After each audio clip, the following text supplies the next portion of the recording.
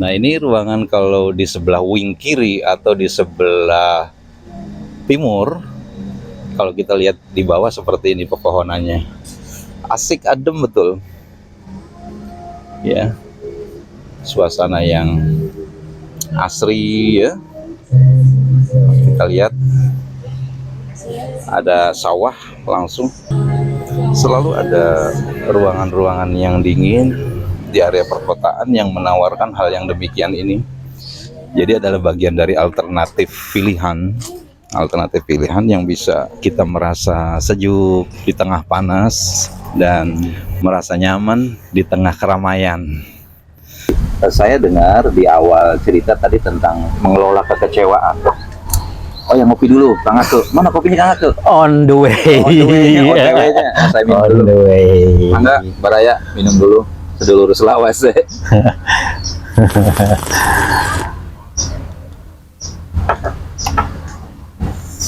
Tadinya saya yang sudah begitu kecewa panjang, akhirnya terobat.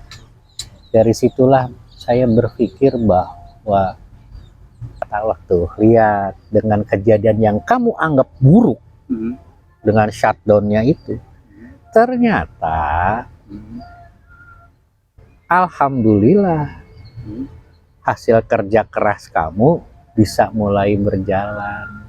Jadi begini, Kang. Kekecewaan itu dalam bahasa lainnya cara Allah untuk mengatakan bersabarlah, aku mempunyai sesuatu yang baik untukmu.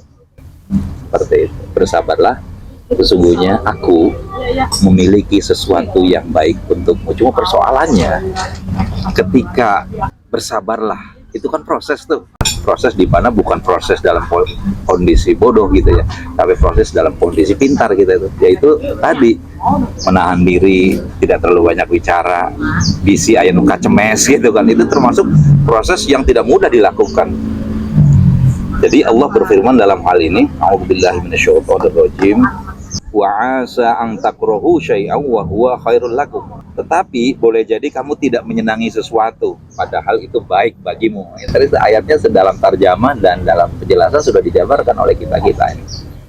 Cuma dalam bentuk narasi Al-Qur'annya seperti itu, literaturnya.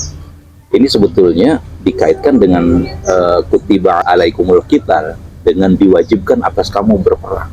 Perang itu kondisi yang tidak disukai oleh setiap manusia pada asalnya.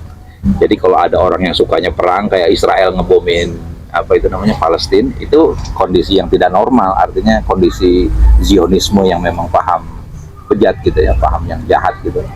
Tetapi dalam konteks manusia yang normal yang disebut al-qital atau peperangan, itu keadaannya tidak disukai, termasuk peperangan di kantor kan ada peperangannya.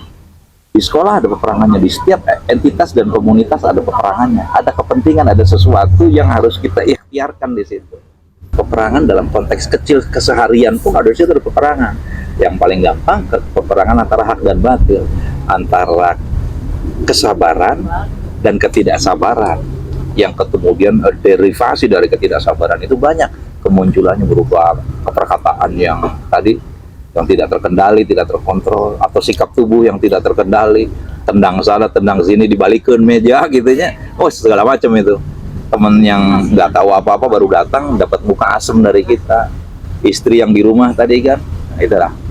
Tentu di sini juga bagi istri, dia ketika mendapati suaminya pulang yang biasanya mukanya enak gitu ya, ini nggak enak, ada apa? Bagi istri yang sudah maklum, tentu dia menahan diri juga.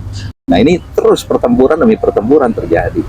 Makanya di sini ketika kita menghadapi situasi itu, ditinggal anak, ditinggal istri oleh suatu keadaan macam-macam, baik itu bersifat sementara atau selamanya, ada sebuah nasihat yang tadi dikatakan, kata Allah, bersabarlah, sesungguhnya ada sesuatu yang lebih baik bagimu. Itu harus begitu kita berpendapat. Kalau ada yang tidak enak, pasti nanti Allah sediakan yang enak. Bagi siapa? Bagi orang yang bertakwa. Wa asa an takrahu syai'an wa huwa khairul lakum. Tetapi boleh jadi kamu tidak menyenangi sesuatu padahal itu baik bagi kamu. Wa huwa khairul lakum. Itu tuh khair buat kamu.